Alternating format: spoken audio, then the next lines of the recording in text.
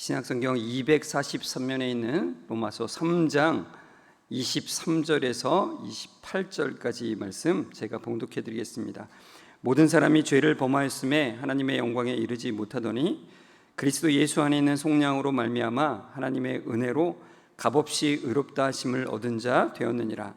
이 예수를 하나님이 그의 피로써 믿음으로 말미암는 화목제물로 세우셨으니 이는 하나님께서 길이 참으시는 중에 전에 지은 죄를 간과하심으로 자기의 의로우심을 나타내려 하심이니 곧 이때에 자기의 의로우심을 나타내사 자기도 의로우시며 또한 예수 믿는 자를 의롭다 하려 하심이라.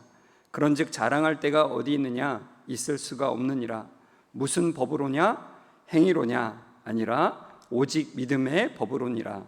그러므로 사람이 의롭다 하심을 얻은 것은 율법의 행위에 있지 않고 믿음으로 되는 줄 우리가 인정하노라. 아멘. 우리 옆 사람과 인사하겠습니다. 성도님 말씀에 은혜 되세요. 말씀에 커다란 은혜가 되시기를 주의 이름으로 축복합니다. 오늘 말씀의 제목이 의롭다고 인정을 받았는가입니다. 이게 24절에 보면은 이렇게 되어 있습니다. 그리스도 예수 안에 있는 속량으로 말미암아 하나님의 은혜로 값없이 의롭다 하심을 얻은 자 되었느니라 그래요. 여기에 이제 의롭다 하심이라고 하는 말씀이 있잖아요. 이거를 이제 교리 용어로는 칭의라고 하는 겁니다. 그러니까 칭의, 조금 익숙하지 않은 분들도 있겠지만 이제 좀 이 용어에 대해서 조금은 익숙해지시면 좋겠어요. 칭의는 바로 의롭다 하심, 의롭다 하심은 칭의라는 것을 기억하시면 좋겠습니다. 그러니까 죄인을 의롭다라고 하셨다는 건데, 여러분 만약에 재판정에서 우리가 이제 생각을 해보세요. 뉴스를 보는데 너무나도 극악무도한 죄를 지은 사람에게 무죄를 판결한 판사에게 여러분은 어떻게 하십니까? 가끔 이제 뉴스를 보면 막 화가 날 때가 뭐 있을 수 있잖아요. 아니 저런 인간한테 저런 형량을 준다고? 뭐 이렇게 하면은 그 판사에게 굉장한 비난을 쏟잖아요.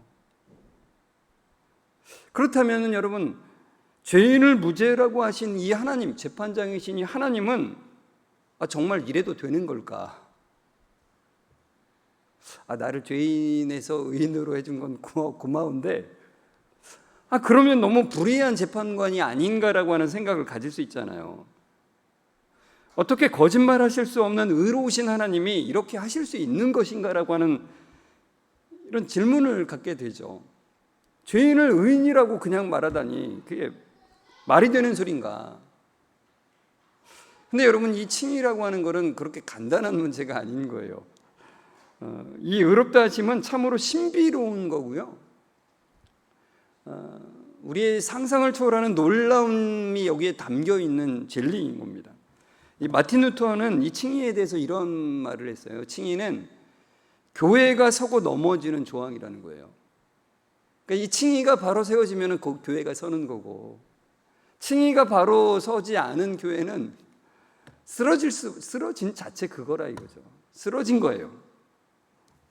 존 칼빈은 말하기를 칭의는 모든 것이 물려 돌아가는 돌적이다. 이 돌적이라는 말이 좀 생소하긴 한데, 이게 문이 열리고 닫힐 때 중심축이, 그러니까 요즘 말로 말하면 경첩과도 같은 거라는 거예요. 그러니까 이게 중심이 되는 거고, 모든 것이 이걸 중심으로 해서 다른 것들이 다 연결되어서 돌아간다는 의미가 있는 거죠. 그러니까 여러분, 칭의는 우리가 예수님을 믿는다고 할 때 필수적인 핵심 내용이라는 거예요. 필수적인. 그러니까 칭의를 모르고서는 우리가 하나님을 믿는다고, 예수님을 믿는다고 말하기가 참 말이 안 되는 얘기라 이거죠. 여러분, 성도들에게 예수님을 믿느냐고 물어보면은 대부분 다 믿는다고 하죠. 그러면 그 믿음의 내용이 무엇이냐라고 물어보면은 내가 뭘 믿지? 예수님 믿는 거죠. 그리고는 대답을, 십자가를 믿는 거죠. 그러고는 대답을 못 하는 거예요. 근데 이 칭의, 의롭다 하심이 깨달아지면은 우리가 믿고 있는 그 내용의 핵심을 말할 수 있게 되는 거예요. 굉장히 중요한 것이죠. 우리가 믿는 진리의 가장 기본이 되고 기초가 되고 핵심이 되는 내용이라는 거예요. 그런데 우리가 이 칭의를 명확하게 알려면은 하나님의 속성으로서의 이 공의라는 것을 먼저 알아요. 공의. 이 공의를 먼저 깊이 알아야 된다는 겁니다. 우리가 본 오늘 말씀의 23절에 이렇게 돼 있잖아요. 같이 읽어볼까요? 모든 사람이 죄를 범하였음에 하나님의 영광에 이르지 못하더니, 그래요. 이 말씀은 죄를 지은 사람은 죽어야 된다는 말씀이에요. 죽었다라는 거예요. 로마서 6장 23절의 말씀처럼 6장에 가면 이런 말씀이 나오잖아요. 죄의 삭은 사망이라고 하는 말씀이 있잖아요. 똑같은 말씀이에요. 하나님은 죄를 미워하시며, 예전에 주일에 한번 말씀드린 적 있잖아요. 죄는 미워하되 사람은 미워하지 말라는 게 하나님께 해당되는 것이냐. 우리는 보통 그렇게 생각하죠. 죄는 미워하되 사람은 미워하지 말아야 된다. 그래서 하나님도 그럴 것이라고 생각을 하는데 그렇지가 않아요, 여러분. 하나님은 죄인을 미워하십니다. 그러니까 우리는 하나님의 속성인 의로우심에 대해서 오해를 하는 것이 있어요.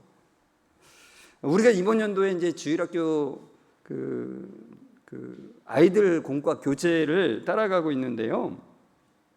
그래서 그 공과를 이미 사용한 교회들에서 아이들에게 설교한 것이 이제 인터넷에 올라와 있는 것들이 있어요. 그래서 제가 그 과의 핵심을 좀, 포인트를 좀 파악하기 위해서 가끔 그걸 보는데, 지난 주간에 이 칭의에 대한 설교를 이렇게 올려진 거를 보는데, 그 어느 제목에, 그 설교 제목이 이렇게 돼 있어요. 검은 것을 아름답다 하심이라고 돼 있더라고요.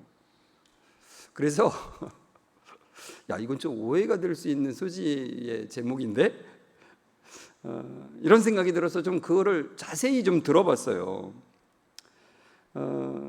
근데 아마도 이제 이 전사님이 설교를 하신 건데, 이제 청소년들에게 설교하신 건데, 아마도 이 제목은 그 찬양곡 중에 이런 제목이 있거든요. 거무나 아름답다라고 하는 찬양곡이 있어요.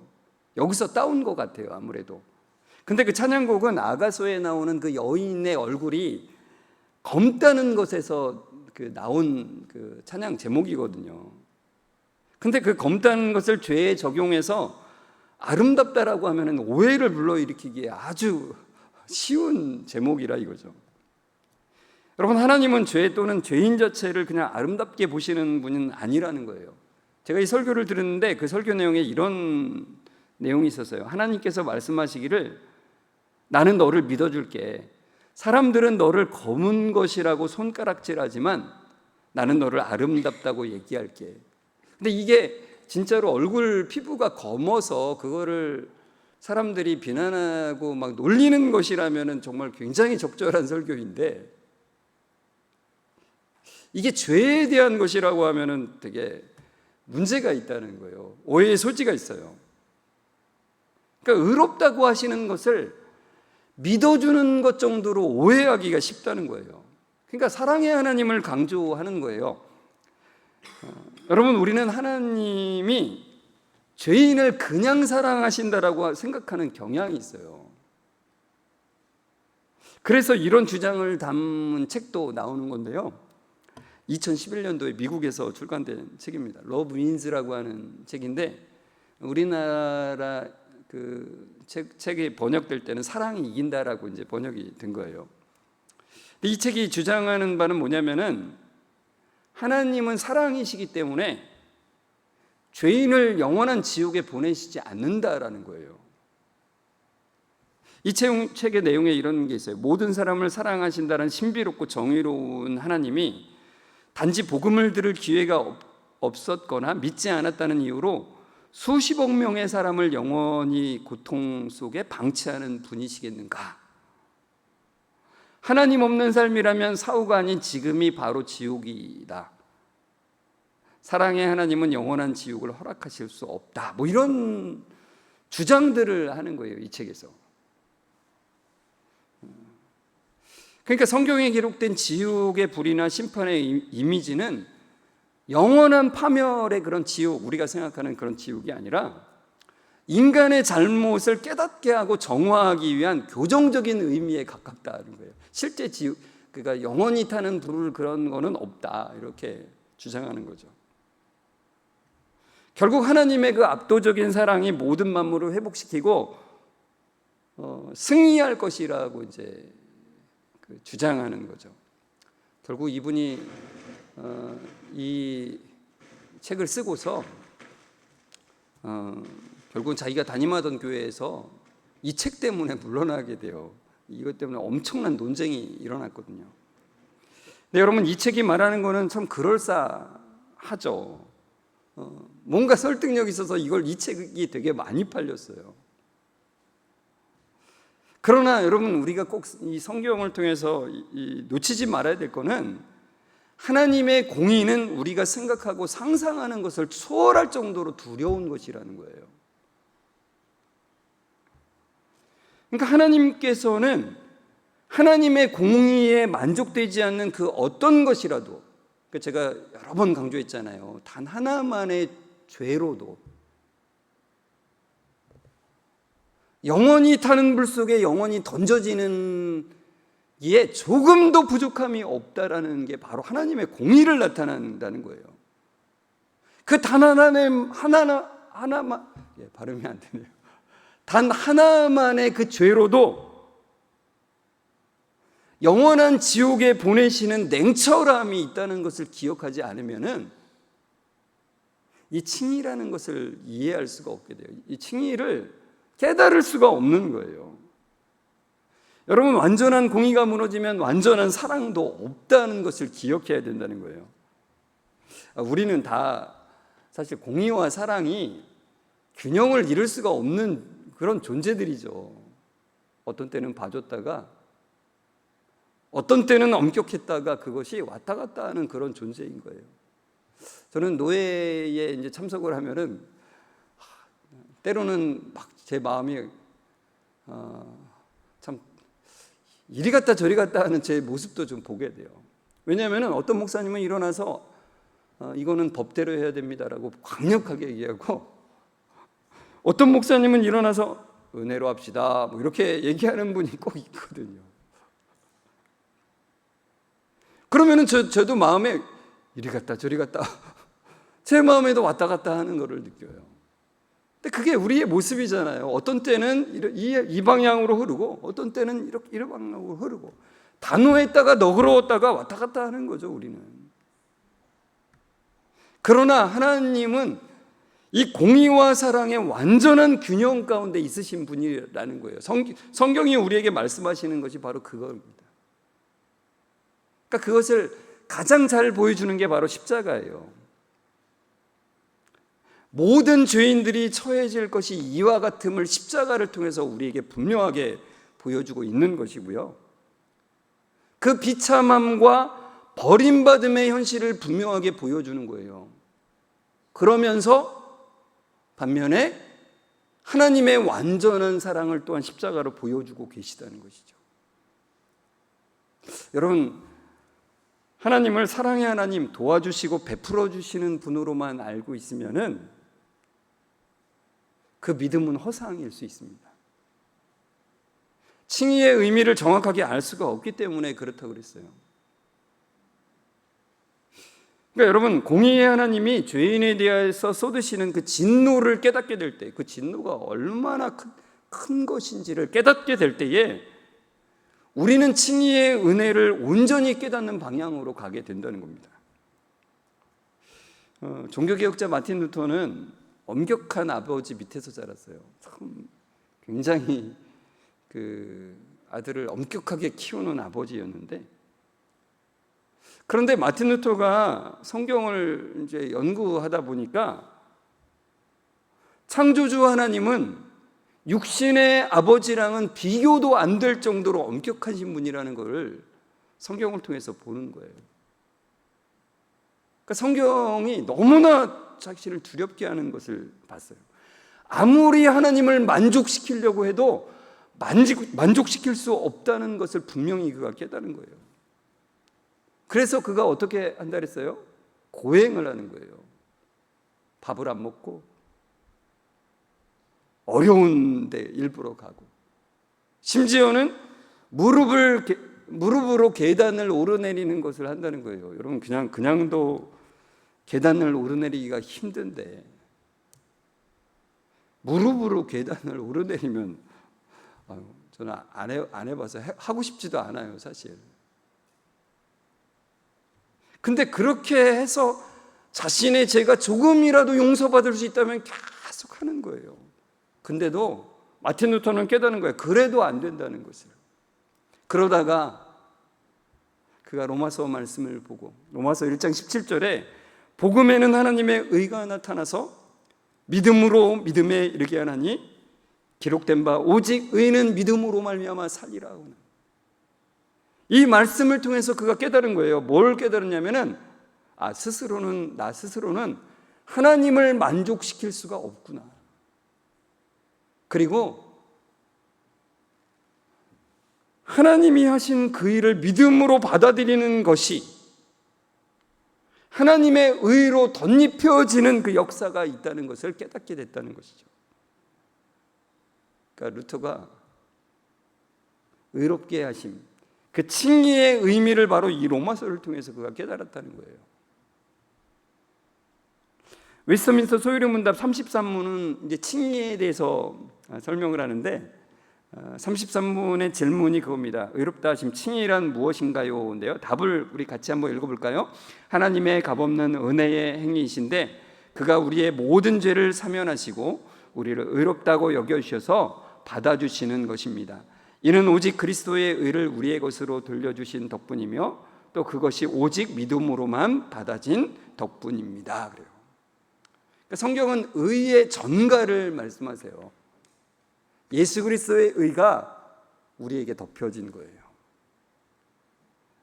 칭의의 근거는 의롭다 하심을 받은 그 사람의 행위나 순종이나 믿음이 아니라는 거예요.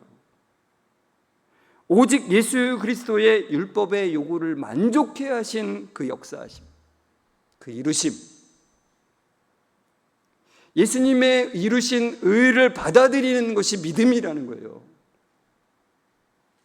그러니까 여러분, 우리가 내가 믿었으니까 구원을 받았다는 이렇게 생각을 하는 거는 참 어리석은 일이라는 거죠. 여러분, 만약에 여러분이 물에 빠졌는데 119 구조 헬기가 왔어요. 그래서 그 헬기에서 로프를 딱 던져줬어요. 그래서 여러분이 물에 빠졌는데 허우적대다가 그 로프를 잡았습니다.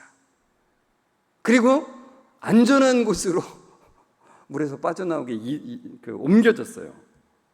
그런데 여러분이 그 구원함을 받고 구조를 받은 다음에 이렇게 만약에 말한다면 어떨까요? 내가 로프를 잡았기 때문에 내가 구조받았어. 내가 로프를 강하게 잡아서 내가 산 거야. 참 어리석은 말이지 않습니까? 그러니까 오늘 본문의 27절 말씀에 자랑할 수 없다 그랬잖아요. 자랑할 수 없어요, 절대. 내가 굳게 그걸 잡은 거를 자랑할 수가 없어요. 근데 그 잡은 거를 자랑하고 있으면 참으로 어리석다는 거예요. 심지어 성경은 무엇을 말씀하냐면 로프를 잡은 것, 그게 이제 믿음이라고 하는 것인데, 그 로프를 잡는 것, 예수 그리스도를 잡는 것, 예수 그리스도의 의를 잡는 것 그 자체가 하나님의 선물이래요. 그러니까 우리가 계속 이 말씀을 계속 배우면서 그걸 우리가 여러 번 얘기했잖아요. 성령님께서 우리의 상태가 어떤 것인지를 보여주시지 않으면 우리가 그 비참함을 깨달을 수가 없어요. 그러니까 성령님이 우리의 비참한 그 현실을 깨닫게 하시고, 거기서 구원해 줄 그 로프를 보게 하시고, 그리고 그것을 잡게 하시는 데까지 인도하신다는 거예요. 그렇지 않으면 그건 불가능하다라고 말씀한다는 거예요. 여러분, 로마서 3장 24절에 여기 의롭다 하심이라고 하는 말의 그 헬라어는 디카이오라고 하는 말인데, 이게 법정 용어예요. 무죄임을 선언하다. 그런데 이 고대 헬라 사회에서 이 말이 어떻게 사용됐냐면은 이렇게 사용됐대요. 어떤 사람, 행동, 사건을 바라보는 시선이나 관점이 바뀌다라고 하는 의미로 사용됐다는 거죠. 그러니까 여러분, 이 말은, 이 단어는 굉장히 우리에게 시사하는 바가 커요. 죄인 자체는 변함은 없어요. 그러니까 여러분이 그 예수님을 믿었다고 해서 갑자기 뭔가 엄청난 그 삶이 착한 일만, 선한 일만 하게 되던가요? 그렇지 않잖아요. 죄인 자체는 변함이 없는데 로마서 6장 4절의 말씀처럼 우리를 예수 그리스도와 합하여서, 그 합하여가 뭐라 그랬어요? 이 에이스라고 하는 말이라 그랬잖아요. 이건 절대로 여러분 잊으시면 안 돼요. 우리를 예수 그리스도 안으로 집어 넣으셔서 예수 그리스도와 하나 되게 하셔서 하나님이 저를 보실 때, 저 최광희를 볼 때 더 이상 최광희 그 자체로 보는 것이 아니라 예수 그리스도의 의로, 그 예수 그리스도의 의를 통해서 최광희를 보신다는 거예요. 여러분도 마찬가지고요. 그러니까 저를 보시는 하나님의 관점이 예수 그리스도 때문에 바뀌었다는 것을 보여준다는 것입니다. 이것이 칭의예요. 이것이 의롭게 하심입니다. 성경에 보면은 예수님이 칭의를 행하시는 모습이 나오는데 요한복음 8장에 나와요. 요한복음 8장 10절에서 11절을 같이 읽어볼까요? 예수께서 일어나사 여자 외에 아무도 없는 것을 보시고 이르시되 여자여, 너를 고발하던 그들이 어디 있느냐? 너를 정죄하던 자가 없느냐? 대답하되 주여 없나이다. 예수께서 이르시되 나도 너를 정죄하지 아니하노니 가서 다시는 죄를 범하지 말라 하시니라. 그래요. 서기관과 바리새인들이 가늠한 여인을 현장에서 붙들어서 예수님께 끌고 와서 말하죠. 모세는 율법에서 이런 여자를 돌로 쳐 죽이라고 했는데, 그런데 선생님은 이 여자에 대해서 뭐라고 하시겠습니까? 그렇게 묻는 거죠. 근데 예수님이 태연하게도 몸을 굽혀서 손가락으로 땅에 이렇게 뭔가를 쓰셨어요. 근데 사람들이 계속 묻자 예수님께서는 몸을 일으켜서 그들에게 말씀하십니다. 너무나 유명한 말이죠. 뭐라고 그러세요? 너희 중에 죄 지은 적이 없는 사람이, 죄가 없는 자가 이 여인에게 돌을 던져라, 돌로 쳐라, 그러는 거죠. 그리고는 이 말씀을 하시고는 예수님께서 다시 몸을 굽혀서 땅에 글을 쓰시고 계신 거예요. 근데 그 말을 들은, 예수님의 말씀을 들은, 죄 없는 자가 돌로 치라고 하는 그 말씀을 들은 사람들이 하나둘씩 다 떠나가죠. 왜요? 죄가 있거든요. 그때 예수님은 그 여인에게 말씀하십니다. 여자여, 너를 고소하던 사람들이 어디 있냐? 여인이 대답합니다. 주님, 아무도 없습니다. 그러자 예수님께서 이렇게 말씀하시죠. 나도 너를 정죄하지 아니하노니 가서 다시는 죄를 범하지 말라. 이 정죄하지 않는다는 것이 칭의예요. 분명히 죄를 지었는데 정죄가 없다는 거예요. 죄를 지었음에도 그 죄를 정죄하지 않는다는 거예요. 여러분, 예수님이 손가락으로 땅에 글을 쓰셨다고 하셨는데 이에 대해서 많은 사람들이 견해를 냈어요. 어떤 사람들은 고발자들, 여기서 이 여인에 대해서 어떻게 하겠냐고 했던 그 사람들의 이름과 그 사람들의 행한 죄악을 하나하나 쓰시고 계셨다는 의견도 있고요. 또는 어떤 사람들은 에레미야 17장 13절에 보면 이런 말씀이 있어요. 여호와를 떠난 자는 땅에 기록되리니라는 말씀이 있거든요. 땅에 기록되리니. 그것을 암시한다라고 하는 의견도 있고요. 또는 어떤 분들은 이 여인이 만난 남자가 여러 명 있잖아요. 그 남자들의 이름을 하나하나 쓰고 계셨다라고 하는 의견도 있어요. 근데 여러분, 성경이 이야기하고 있지 않기 때문에 우리는 알 수가 없죠, 무엇을 쓰셨는지. 근데 제가 주님이 무엇을 쓴지는 알 수는 없지만 주님이 이와 같은 그 성경 말씀을 쓸 때 가장 이 상황이 가장 자연스럽겠다라고 하는 성경 구절이 하나 떠올랐어요. 그 구절이 뭐냐면은 이사야서 53장 5절에서 6절이에요. 같이 읽어볼까요? 그가 찔림은 우리의 허물 때문이요 그가 상함은 우리의 죄악 때문이라. 그가 징계를 받음으로 우리는 평화를 누리고 그가 책지게 맞음으로 우리는 나음을 받았도다.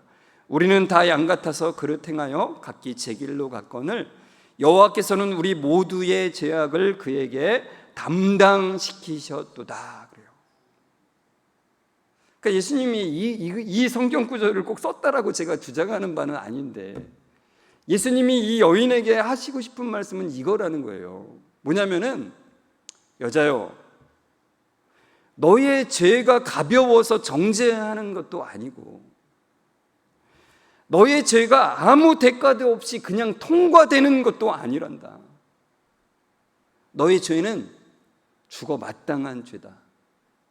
그러나 너의 죄를 대신 담당한 자가 있기 때문에 너가 무죄가 된 것이다. 예수님이 이 여인에게 하고 싶으신 말씀은 바로 이거라는 거예요. 여러분, 이게 칭의입니다. 분명히 죽어야 하는 죄인데 정죄가 없는 거예요. 그러니까 예수 그리스도와 하나 되어서 죄에 대하여 죽고 의에 대해서 살게 된 거예요. 내가 너의 죄를 위해서,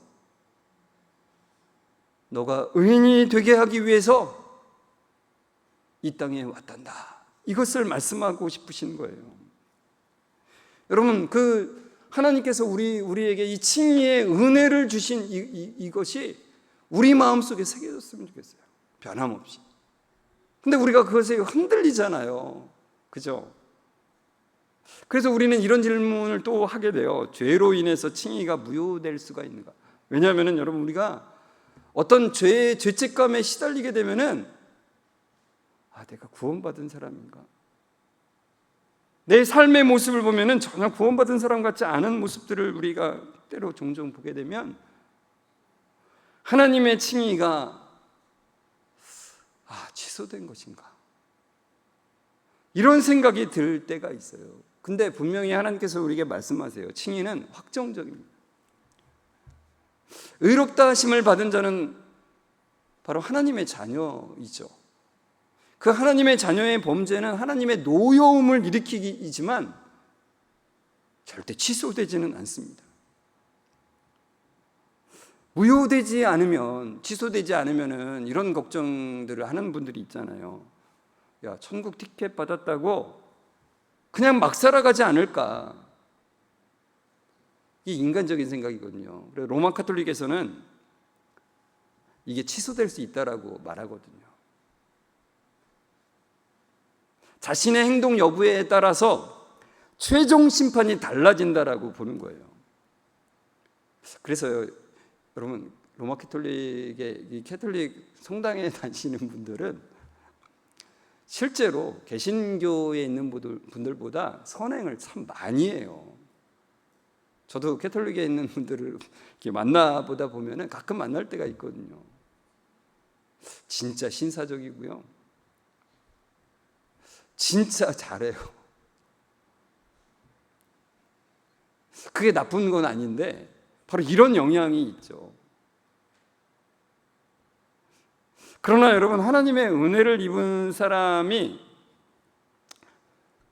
의롭게 됨을 입었다라고 이제 내 맘대로 살아야지, 난 천국 티켓 받았으니까 이제 내 멋대로 살아도 된다, 이렇게 말한다면 그건 구원을 안 받았다고 하는 증거라고 했습니다.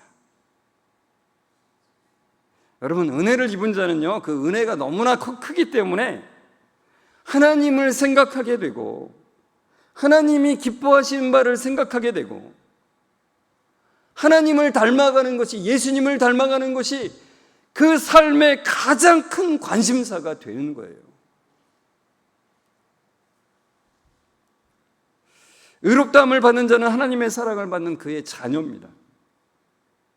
하나님의 자녀를 향한 하나님의 사랑이 어떠한지를 하나님께서 로마서 8장 38절 39절을 통해서 우리에게 보여주고 계세요. 같이 읽어볼까요? 내가 확신하노니 사망이나 생명이나 천사들이나 권세자들이나 현재일이나 장래일이나 능력이나 높음이나 깊음이나 다른 어떤 피조물이라도 우리를 우리 주 그리스도 예수 안에 있는 하나님의 사랑에서 끊을 수 없으리라 그래요. 여러분, 하나님의 자녀된 자는 하나님의 사랑 안에 있는 자예요. 그 어떤 것으로도 끊을 수 없다라고 우리에게 분명하게 말씀해 주고 있거든요. 여러분, 마음에 흔들림이 있을 때 이 말씀을 굳게 잡으십시오. 주님, 이 말씀조차도 제가 잡을 힘이 없습니다라고 하면 주님, 잡을 수 있는 은혜를 주십시오. 이 말씀을 의지할 수 있는 믿음을 주십시오라고 기도하며 나아가시면 좋겠어요.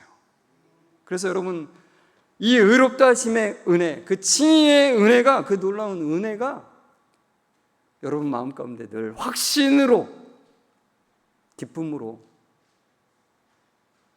여러분 마음속에서 늘 울림이 되는 은혜가 늘 함께하기를 주의 이름으로 축원합니다. 우리 함께 말씀을 생각하면서 찬송가 257장 3절입니다. 우리 같이 부르는데요, 가사가 이렇게 돼 있어요. 나 같은 죄인이 용서함 받아서 주 앞에 옳다함 얻음은 확실히 믿기는 어린 양 예수의 그 피로 속죄함 얻었네.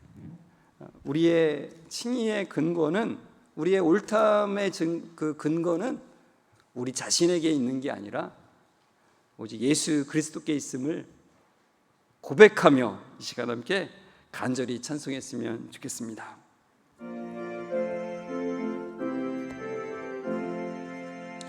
나 같은 죄인이 용서함 받아서 주 앞에 옳다함 얻음을 확실히 믿기는 어린 양 예수의 그 피로 속죄함 얻었네.